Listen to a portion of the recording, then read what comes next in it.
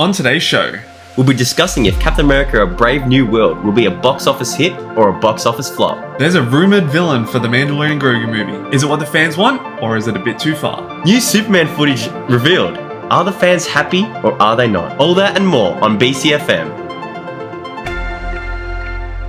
Welcome to the BCFM Beyond Coruscant podcast. Thanks for joining us. You are live, as always, with Cooper and Jack. And we've got a great first installment of the new podcast series. Yes. We're going to tackle a bunch of different projects, a bunch of different franchises. And there's no better place to start than with Marvel. With Captain America, Brave New World, hitting cinemas in under 2 weeks' time from when this is released. Yeah. We've seen a lot of footage. Obviously, the promos are starting to come out.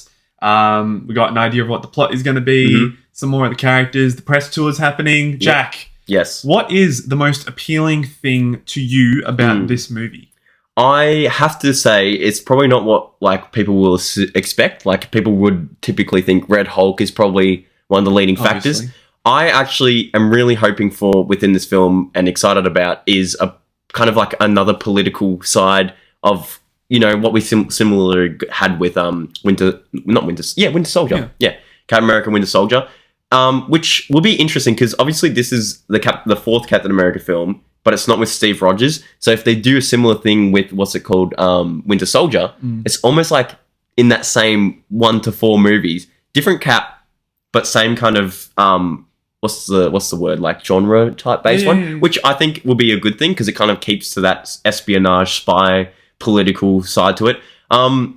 Look, Cooper, I want to discuss something with you here. Yeah. Apparently, it's been rumoured and leaked that Red Hulk will only have about 4 to 5 minutes of screen time. I read that this morning. Does that mean we've already basically seen everything within that Japanese garden? Well, it kind of seems like it because, there's that fight, then there's the fight at the White House. The White House, yeah. And I'm going to assume that there was obviously, I don't know if you knew about this, there was a Lego set that was released already. Yeah. It's of Red Hulk and Cap and Falcon fighting, and there's like a Quinjet. It's not quite a Quinjet, but it's... Is that how maybe... I was going to say Falcon because there's the other Falcon. Is that how Cap gets down into that fight where he has with... Possibly. When he says, come and get me! But that seems like a final battle sort of thing. I don't reckon... Here's my hot take. I don't reckon Red Hulk's going to be the final battle. Oh. I think it's going to be down to sort of like an... I don't want to say anticlimactic, but I want to say it's going to be some sort of Sam using his brains because we don't really get much of him being a kind of like a tactical leader. We get him being a brave leader. He's always been that kind of, figure, even as a Falcon. I reckon he's going to be like a leader, like him taking down the leader because obviously we know he's behind all that kind of most likely political stuff. Yes. I think it's going to be like him trying to do like a detective work kind of thing, find him out and then expose him to the media. Similar to how he had that media kind of finale with Falcon and Winter Soldier, but that kind of establishes him as a different Captain America, not like Steve Rogers, which everyone, obviously in the trailer and everyone keeps saying, that he doesn't have to just use his fists or his... I hope he doesn't have super soldier serum, that's what I'm going to say, and him using super soldier serum, but more his adamantium or vibranium suit tech and his brains to kind of differ him from... Because that would also differ him from... US agent who was, what's his name again? John Walker Cap, who was basically just a carbon copy of Cap with the serum, with his ideals and beliefs, yet didn't have that, the kind of restraint that Steve had, having all those kind of abilities and everything. So it will differ Sam from them even completely too. Yeah, in that absolutely. sense. You touched on the leader. I think the leader is probably going to be one of my most exciting things. Obviously, it's been discussed. The leader's probably going to be behind a lot of what's going on in this film, and as kind of like a revenge plot. We've seen the shots in the trailer of kind of like, all the stuff's plotted on the wall. Is the idea? I forgot what it actually was. It was something like more lies, more... there was some sort of slogan. It's like the Riddler. Quite like the Riddler from Batman. Yeah. So they could be going for that vibe. I'm also excited to see the Serpent Society. They've been teased. Obviously, it was added. I don't know if it was added as a part of reshoots. We know Giancarlo Esposito's character was. The reshoots, We'll chat about reshoots in a minute. So Seth Rollins, who's a wrestler, or ex-wrestler, was also supposed to be in this movie. Apparently is not in this movie, but was a member of the Serpent Society. We know we are getting multiple members. Yep. I'm interested to see how they play a role in this. Maybe they are trying to assume leadership. Maybe the outage of Red Hulk as the president now prompts the Serpent Society to go take power in the States. That could be interesting. Yeah, maybe Red Hulk is that decoy, that big intimidating decoy for the Serpent Society to take the leader or the leader's ideals to take over kind of the government or ownership of whatever he wants to gain for this new world, this brave new world, as you might say. Yes. But the reshoots, you mentioned them just before, it's a bit nerve-wracking because apparently there's been a lot of test screenings for it, about 3 maybe, and each time wasn't really positive, well received. And they went back, I think the first time, and added Giancarlo's character because apparently there was not enough action in the film. That was one of the first test screenings kind of response to it. Yeah. Makes me question, have they just kind of forcefully added these scenes in to make it more exciting and it's not really like deserving to be in it, if that makes sense? Maybe. Well, I guess we'll have to wait and find out really because yes, it's a very expensive film. It's not going to break even. No. It will flop. Just simply because of bad the money. Press, the significant reshoots, and just the complications. This film has been in development for 4 years. Yeah, that's crazy. It's probably the film that's been most in development behind Blade. Yeah. Which Blade's never coming. Yeah. Yeah, so look, wait and see. But overall, Captain America, Brave New World, we're very excited to see it. We're still very excited to see it, what this film could offer. I know there was talk about it re-establishing who the Avengers are. New Avengers. Apparently, that's going to be the post-credit is having Sam go through the same process that Robert Downey Jr.'s Tony Stark kind of had in Iron Man. So we'll see. I think, obviously, Sam is going to be one of the main members of the 100%, Avengers. Yeah, 100%. I'll be interested to see how he plays into Civil War. Just from a Marvel perspective, maybe Brave New World is not the most anticipated Marvel project of the year for us, but certainly it's something that we look forward to 100%. seeing what it can offer. And it's Marvel's first kind of big one since Deadpool and Wolverine. It's their step back into maybe the actual MCU. Yes, because Deadpool and Wolverine was kind of just... It was a fun adventure, but it didn't really lead into these upcoming Avengers films. And it also didn't really establish anything that we already did not know about. It was kind of like something we all just wanted to see. It was almost like a fan film project. It was. Just forced in. But it was fun. We had a good time. But let's hope Marvel gets back on track with storytelling that has nice links, that isn't forced, that isn't setting up future ones, but has its own identity. Yes. That'd be nice. That would be good. Well, February 14th. We'll be there and give us our reviews, opinions, whether we hate it, love it, either or. It's Wednesday. Moving on to some news from a galaxy far, far away. Oh, yeah. This is not confirmed. This has just been leaked. Yeah. Mandalorian and Grogu, which, mind you, has finished filming already, which is insane because it's coming out May 2026. Yeah, almost 2 years. Well, a year and a bit. 3 months, 4 months. And they've already finished it, which makes me wonder how much editing, surely they're going to fix that release date. They'll bring it forward. Or even potential reshoots. They might have just tried to get bulk of it filmed. Yeah. See how it looks after editing, after, ADRs and everything. But it kind of worries me that it is such a long release because they're not sure how it's going to be? They're not sure if they're going to have to redo a lot of parts of it because everyone online has already been vocal about all the rumoured stuff that we're going to talk about now. And it doesn't look great, to be honest. No. Yeah. That's an understatement. And that's kind of what we're chatting about now. That being the rumoured villain for the film, which and plot as well. Rumoured plot. Embo, who you might infamously know from this channel, had a interesting facts video. Little plug. We'll link that down in the description below if you want to go check it out. Yeah. But yeah, so Embo. We like Embo. We like Embo, but do we like Embo as the villain of the Mandalorian and Grogu? No, because along with the plot, which supposedly is the kidnapping of the Jeremy White Allen Rata? Rata the Hutt. Yeah. Yeah. Why? First of all, why would the Hutts hire Mando and Grogu to go get their son? There are plenty of other capable. Maybe the only reasoning for that, it just popped into my head, is because maybe they know about what he did with Boba on Tatooine with those Hutt guys there. Yeah. The brother and the kids. Yeah. So I think it could be interesting. Obviously, we hope it's just a leak. Yeah. And because you'd want something a bit more quality for a film. And especially considering, obviously the last Star Wars theatrical release was The Rise of Skywalker. Not amazing, but at least had a better storyline than, let's go rescue Rata the Hutt. Now, I have heard it proposed online that potentially that is a second act conclusion quest. So it gets resolved and then... quite fast or something. Yeah, and then moves into something bigger. And obviously we've seen the shots of the Empire and the AT-ATs on what looks like a snow planet. Maybe, yeah.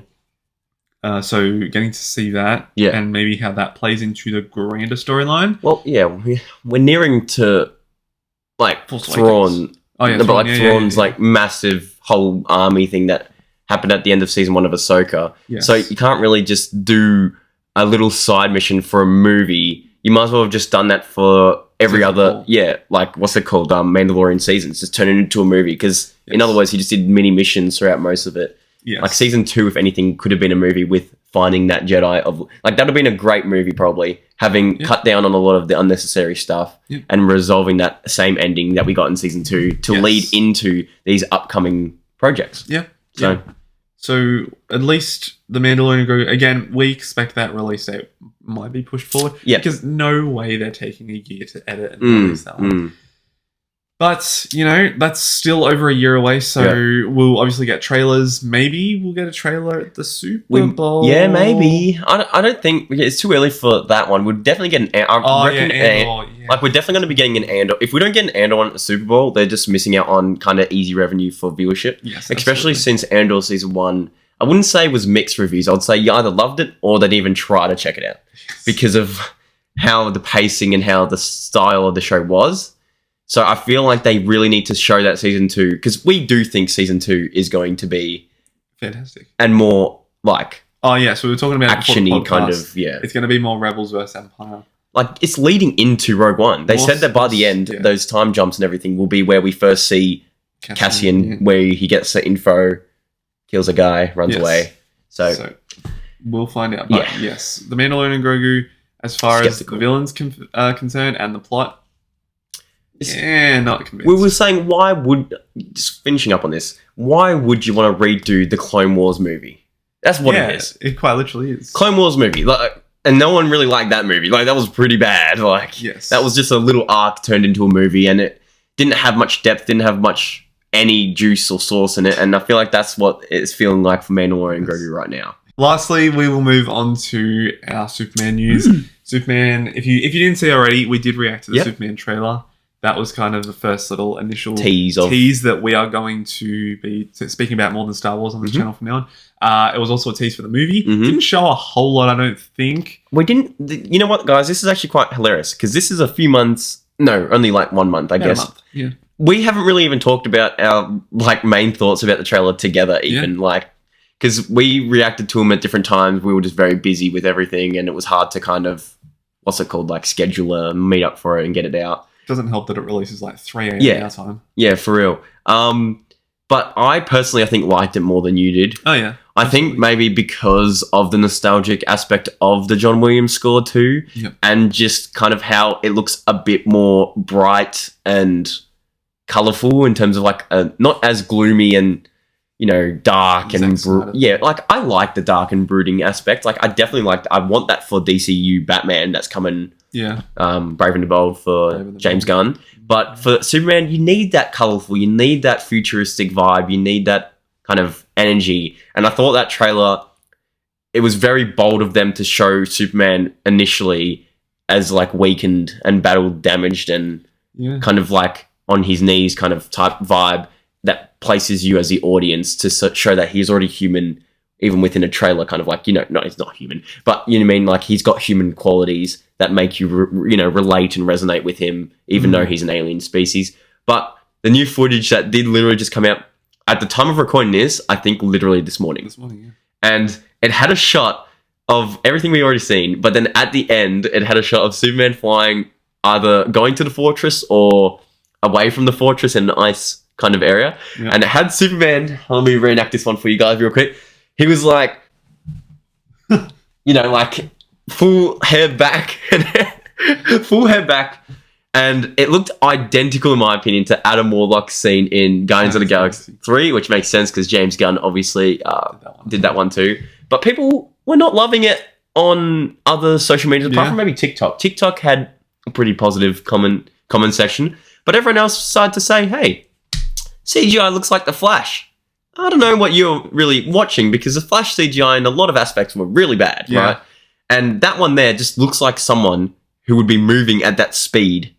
Like, you're not meant to look like you are like currently now. If you're getting full bloody 100-kilometer plus winds in your face, like you're going to have your face a bit like stretched back, hair flicked back and everything. So it kind of makes you question, why are we starting to nitpick before the movie's out? I know there's a lot of Snyder fans who are still holding on to that kind of universe and just like to rag on anything new for DC. But it does make me a bit sad how we've already come down to nitpicking a flight scene of Superman. I know.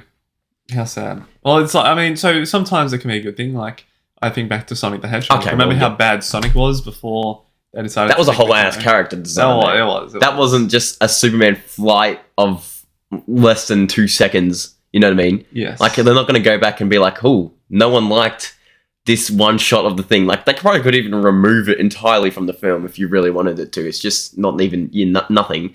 Yes. But yes, fan reception is very important. And I think, like, in that aspect too, and even the Snyder Cut, like, let's be honest, Snyder Cut was a lot better than, like, the Justice League, I guess you would like to say. And that was a fun time being alive and around with and getting to witness that 4 hour on binge for us here in Australia. But yeah, look, I think I'm very excited for this film. I think they're gonna... James Gunn is not silly. I think he's making sure that this film will bring back some fans, because he knows if he releases this and it's bad, it's already dead before it's even started. Yeah, bold to start with Superman. Yeah. I mean, I guess the DCU did as well. But we need a good Superman. Like, we haven't had a Superman movie since 2014. Like, I don't know if you count even Batman versus Superman as like... So I think he deliberately did this as like a revival of the character, a revival of him in modern media, and a revival of the DCU. And I think he's not going to...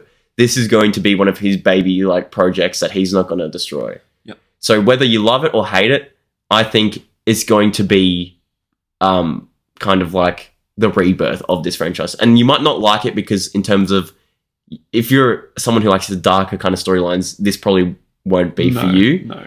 But so that's either going to like kill off those kind of fan base people. But I feel like the overall public, general public, likes a hopeful, bright, colourful Superman. Yes. So I think, honestly, the hype is getting just even a bit more increasing, and I wouldn't mind even seeing another teaser at the Super Bowl, but I don't think we will because it's just been so close. How I'm interested, just with Superman, actually there's 2 comments on it. First of all, I'm a little bit worried because there are so many different characters in it. True. That it's going to struggle. Obviously, I know it has to establish the universe and some of the characters, and obviously Lex is going to be a big player moving forward. I can't wait to see him there. So my issue is we've got other superheroes and other characters that clearly are going to be important moving through the DCU, and I just want to make sure that all of them are going to get, I guess, enough screen time and enough development in the film. But contradicting or debating point for that, do they need it if we already know, like, for example, we know who a Green Lantern is, we know who a Hawkeye kind of is. Do they need to get that massive character development in this one, or is it more to just show that they are around and that they can be introduced in later installments, and you won't be like, oh, where did this Hawk girl come from? We haven't seen her before. Like, you'd be like, oh, that's right, she was for 2 seconds helping Superman fight the alien beast. I guess it would make the world feel more connected, I suppose. But James Gunn also did reply to a fan saying that same thing, and he did say at the heart of this film, it is still based around Lex, Clark, and Lois. Yeah. So it is still a Superman film. I just think it's going to be more of an ensemble. Like, I wouldn't look at it like Civil War, where it's like we had a lot of development for a lot of different characters. Yeah. Like, Black Panther was introduced in that film, and we got quite a bit on him. Yes. You know what I mean? Like, he was a main character almost in that film. But But I feel like with this one, it's going to still be at the heart of it, Superman and those trio. But these other ones might pop in to help him, or might just be around just to show that this is a world that superheroes are living and breathing in. They're already established. This is like what year is Superman meant to be? I don't know. Let's just say year 2 for the sake of year 2. I think he's still newer, but at the same time, I think that people are not wondering if they need Superman already. Like they already got to that kind of point. Like it's like, do we need him? Is he causing more good than? I mean, causing more harm than good. But it will be really interesting because that trailer just showed a lot of everything, but a lot of nothing in terms of plot. It showed us a lot of screens, shots almost of characters and how it looks. It was a highlight reel. Yeah, it quite literally was a TikTok reel with TikTok reel, not like, a TikTok like edit of just like it's like that looked like a TikTok edit without those kind of funk music. It's like John Williams music instead. You know what I mean? So not complaining because it had a lot of exciting parts, but we really know nothing, bare to nothing about the plot. Yes. And that's what I think is the only scary part. Oh, yeah. Again, so this kind of leads into my second point that I was going to make. I'm interested to see how this performs against Fantastic Four in July, because that is 2 huge properties. and huge, like, just characters. Huge characters and movies coming out at the exact same time. I don't think we've had a Marvel vs. DC rivalry like this in the cinemas for a long time. Well, even still, if ever, because those other ones for DC were not in a hot streak. Yeah, so it's like you go back to Man of Steel, maybe Batman vs Superman, maybe Wonder Woman. That's it. What came out? Wonder Woman was 2017, wasn't it? Yeah. What came out with Man of Steel? That was 2011, was it? 2011 or 13? It was 2014. Was it 20? If it was 2013, Ant-Man. Guardians of the Galaxy. Or Ant-Man. Ant-Man was 2015, I'm pretty sure. Oh, okay, yeah. If it was Wonder Woman, let's say 2017, Guardians of the Galaxy Volume 2, Spider-Man, Thor Ragnarok. But those are all characters who are big, apart from Spider-Man, of course.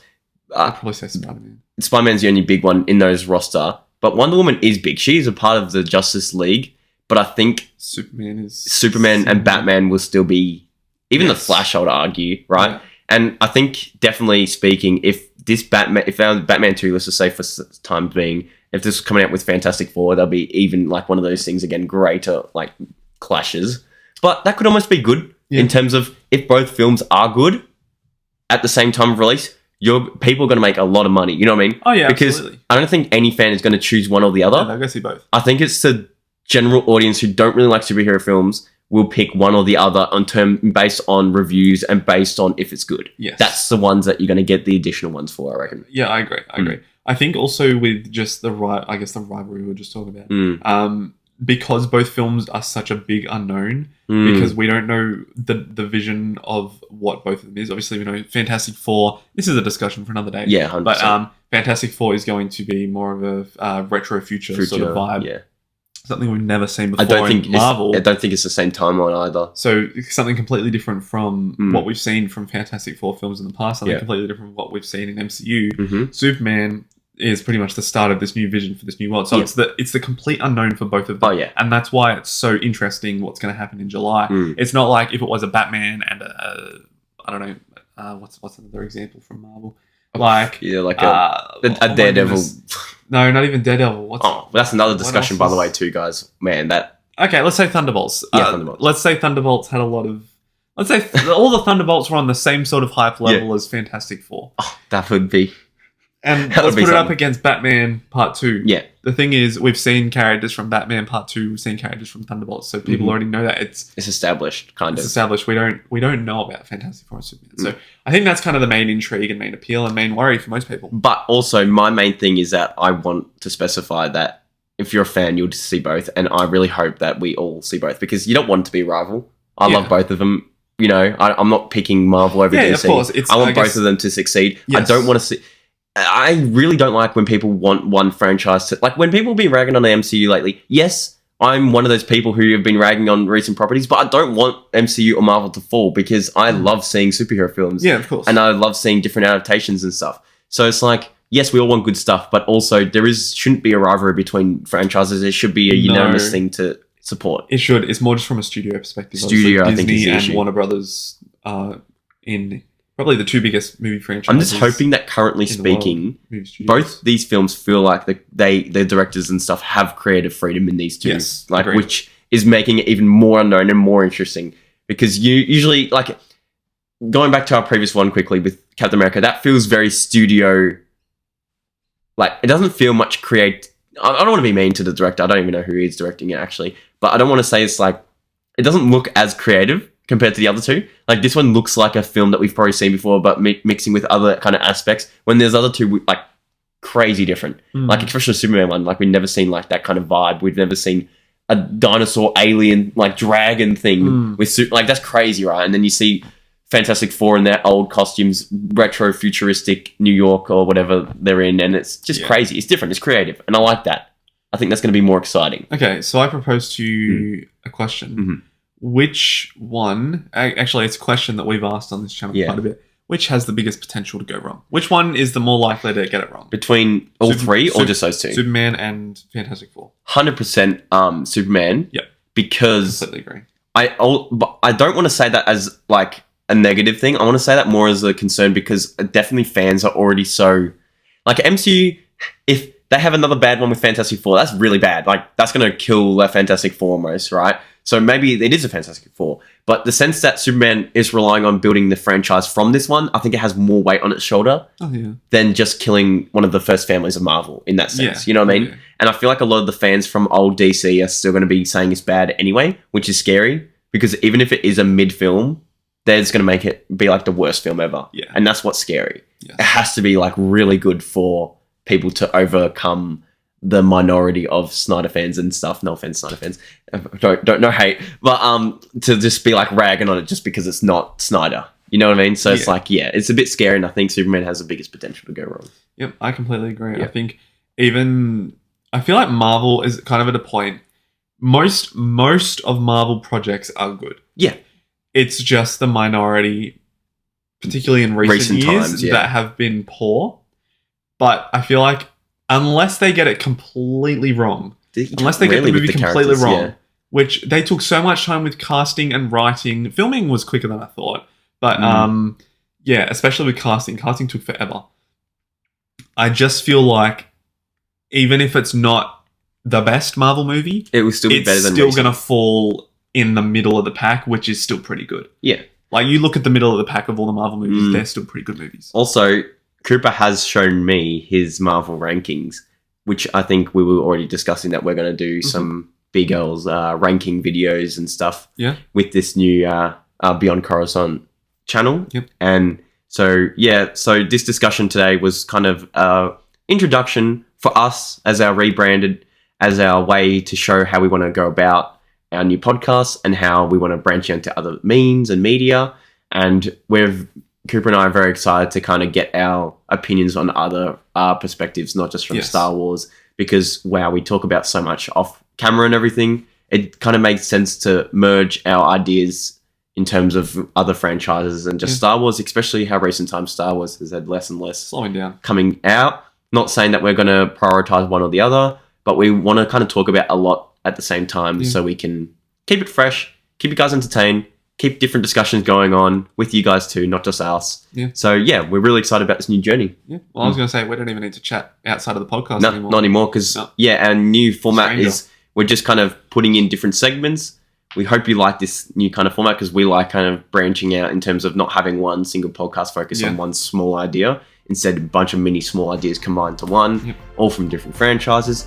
Look, something like this could happen in the future with new Harry Potter series, TV show. We're going to be discussing that kind of stuff and our thoughts on that. So, we're really excited for what the future has. Yeah, absolutely. All right, well, I think that will do us for this week.